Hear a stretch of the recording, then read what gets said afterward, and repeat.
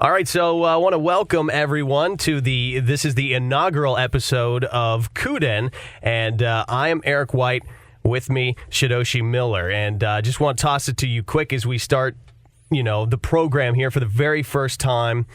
Just quickly give people an idea of why you wanted to pursue this route of getting the word out to people. Oh, okay. In a word? And in more than one word. Okay, all right. Well, I can do in a word. Lazy.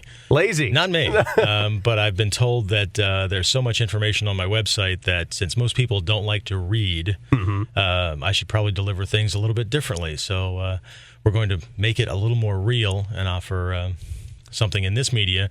And then shortly, as you know, we're going to be offering some web-based seminars as well. So for those people who can't get into the dojo or get to camp or whatever, we can they can hop on board and get some topics that way. So for the people that want to look at things, we'll have things to be looked at. And for people that want to drive down the road and listen to two guys talk about ninjutsu and self-defense, hey, this is the place. All right, and I quickly want to throw to you about your credentials. I've been training with you for it's a little over 5 years, I guess, that I've been a student with you. One of us is getting old. Time flies. It doesn't seem like it's been that long. So do you in a Ganseki. Yeah. But I want to give people a little more insight into how long you've been doing this. Martial arts in general, let's see, 1975. So don't do the math. But 1975, I actually started, counting already, and you're using your fingers. I don't have enough fingers. He's taking his socks off already. Anyway, I started in a karate club that was actually in my junior high school. They actually called them junior high schools back then. Okay. It was cool to go to junior high school. Middle school's like what, Yeah. It's kind of like going to, that's my karate school. No, this is your ninjutsu school. Yeah. Anyway, but had a karate club, and I wasn't a very athletic kid, so a lot of that stuff, it felt good. You know? I lived in a big city, so self-defense was real important, that kind of thing. But I really got serious when I decided I was going to be a cop, and did that by going into the military. My parents were not in any kind of condition to, send me to college and those kind of things. So I decided to go into the military to do things like that, and became a military policeman, and then eventually an investigator. But when I joke around and say that as far as self-defense for law enforcement goes, they're typically a graduate of Thursday's class at 3 o'clock. I'm not kidding. Okay. Really? Yeah. We had, I don't know, maybe 3 classes. Wow. That were maybe an hour or two long. So, and then every 6 months you got to requalify on what I called the government 6. Do these techniques against a static attacker, and you'll survive. Well, I knew I wouldn't, so I started looking around for lots of other, for something else, and went through a bunch of martial arts. And what I was really looking for was usability early on, and I was also looking for strategy. I mean, there's people out there teaching self-defense.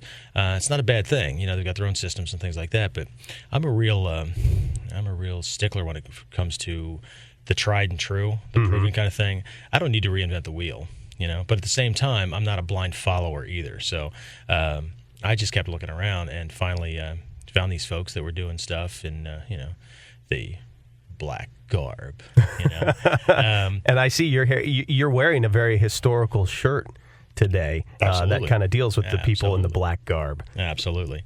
And it doesn't even have my school's name on it. No. Shadows. Anyway, and we won't go there because it'll get all political, and that'll be just right. crap. But what I was really looking for was the whole science and strategic thinking behind self-protection. And I found it. And again, to make sure that we're not just becoming another blind follower of another martial arts master or whatever, like tons of people are out there. There was actually a period in my training where some friends of mine and I actually took it upon ourselves to prove this stuff wrong, to make it fail. We went to different trainings instead of just always contending that ours is best. What we ended up doing was going around and trying to make it fail. And I don't know that we made it fail. I mean, certain techniques, all techniques fail. I mean, all techniques can be done in the improper way, the improper setup, the wrong environment against the wrong type of an attacker. And that's what we learned. What we learned was how to think strategically about what was going on. and not just how to move our foot this way, how to move our hands that way. Of course, that's an important part of the training, but this had to really work for me because of my job. I mean, I've done everything from uniform police work to undercover investigations in black market and what else did I do? Drug suppression and counterterrorist stuff. So, Wow. you just don't. Not just traffic stops. Yeah, you just don't pick up a couple of techniques and go, okay, I'm all set now. Yeah. And the stuff had to work. And it's not that the stuff that the guys in the FBI are doing. Awesome stuff. It's not ninjutsu. It's not any specific thing. They take the best of whatever's out there because of their experience and put it together. They've got a freaking phenomenal program that they teach their agents. But it comes from the same results-oriented mindset. This has to work.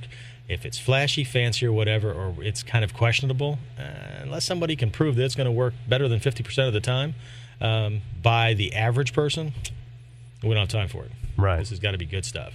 So that was really my criteria. And I've told everyone from my first couple of teachers in this art to even the Grandmaster one day to my students throughout the years, if I ever find anything that works better than what I'm doing right now, I'm going to do that thing because I'm not attached to this in a religious, worshiping kind of way. Right. This is not what I do because it makes me special or something like that. It's not about that. This is about producing results in the world, and it's about really having the ability to do something that's required.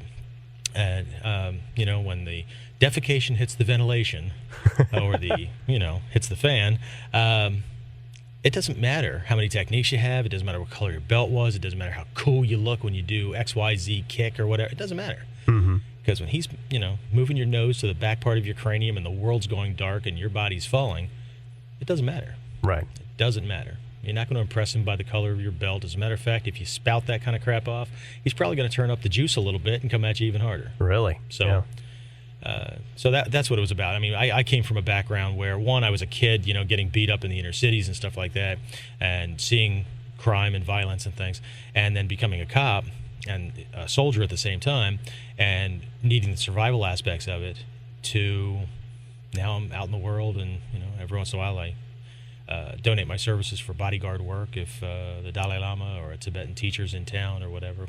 Our State Department doesn't give them any security, so some of us step up to the plate to do things. But, and we just have a lot of fun with it, just like everybody does. But at the same time, our focus is not in pretending that we're some 16th century warrior. Our focus is on picking up the lessons that these people who, if they screwed up, they died, taking those lessons and making them viable today. That's the most traditional thing we could do. Ninjutsu, unlike most other martial arts, has changed historically. I mean, it's always changed with the times. It's changed with the armor types. It's changed with the build. It's changed with the types of attacks, the geography, everything. It's always been adapting. I mean, that's one of the ninja's foremost skills, right? Adaptability. Right. Blending in. So wear your ninja suits all you want, but I think the most traditional thing I could do is walk around in a sports shirt and a pair of pants, and my shorts and a pair of sneakers, and be the invisible ninja that no one's paying attention to. Because if I wear a ninja outfit today, that's freaking hot. I'm going to be dying out there, and two, and you'll stand everybody's out. going to go, "Hey, it's a ninja!" It's like these wingnuts stealthily moving around in their tabi.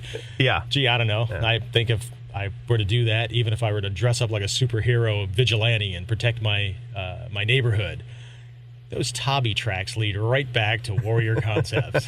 Who else in town is wearing tabi? Yeah, nah.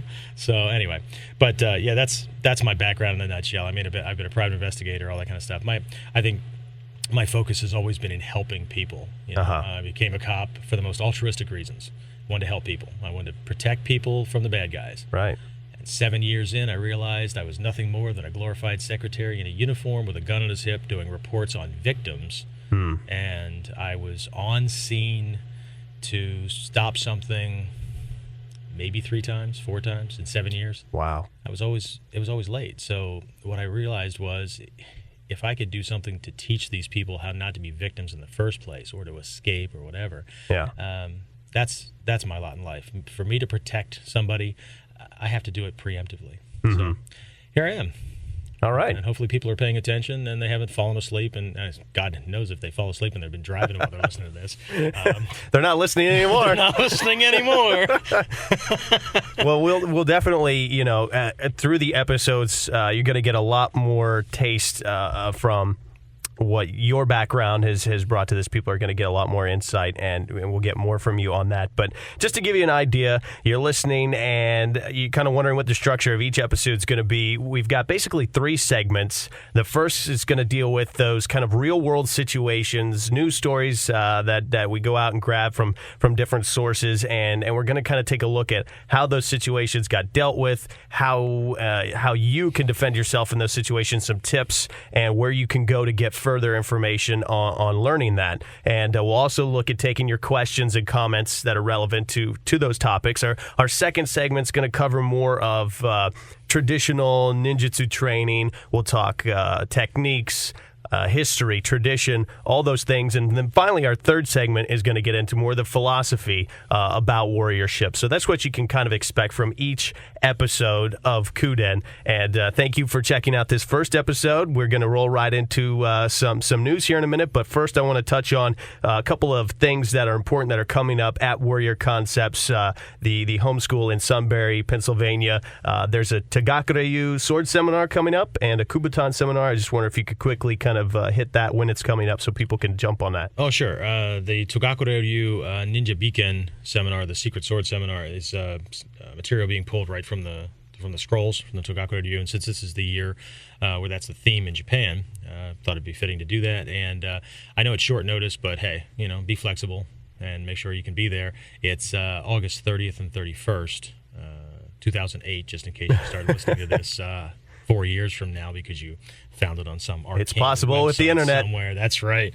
Hey, it's coming up. Crap. I missed it's a it. Saturday to Sunday, 9 to 5 both days. If we get a good group coming in, there's always a possibility of doing one of my favorite activities afterwards, and that's going off to a Japanese restaurant and having some sushi. And that's a good way to end a night. Absolutely. Yeah. Absolutely. Don't eat too much or drink too much that night because you still got to train the next day. Right. The Kubutan seminar actually came as a result of a bunch of people online buying the Kubutan manual that we have. It's a really great book for beginners. Again, a lot of people don't like to read, or they would like to see things in action instead of just static pictures. So we've been getting a lot of requests or just a lot of questions about, you're going to put this out in video. So what we're going to be doing is hosting a Kubutan workshop/seminar Friday night the 22nd, August 22nd, from like 7 to 9:30. We're going to go over a bunch of that stuff, and then we're going to, of course, the people that are there are going to get great firsthand information, but we're also going to make sure that it's videotaped as well, and it's going to turn into a DVD product as well, and it'll be sold individual or independently or as a package with the manual and a Kubutan. Great. And as always, you can always follow up on information with any of the upcoming events by checking out the website, www.warrior-concepts-online.com. Coming up, our segments today, our first topic we're going to get into here very shortly. We'll talk about the mugging of a New York City math teacher taught in the city for years and was mugged. And we'll talk about how you can look at defending yourself in that situation. And also, we'll get into how lineages formed, specifically Tagagi-Yoshin and Tagakuryu, which were founded by, quote, losers in their respective battles. You were telling me a little bit about that. They were losers. Yeah, a lot of people would like to believe that when you get into martial arts, everybody along the line were just, these superhero kind of guys with weapons and all that. And they were. But we're going to talk about especially the Togakure guy because he was a master of what then... Okay, in 17th century Japan was considered to be a traditional lineage, right? And how old that had to be, right? We'll talk a little bit about Daisuke Nishina, or he became Daisuke Togakure, the acknowledged founder of the Tagakuryu. Yeah, absolutely. These guys were both samurai and/or they were very, very skilled people. But the battle that mattered the most, they lost. And different philosophies coming out of each one, so we need to take a look at those specifically. the Tagagi Yosho Ryu more on the self-defense side, the Togakure Ryu more on the whole ninjutsu side, and how that's different from, say, the samurai mindset, or I hate to use that word because the word samurai has meant many different things at different times in history. Right. Everything from just somebody who was there to protect the shogun's mistress to, the guy, the low man at the gate or whatever. It just meant something different. It's very different from the title Bushi.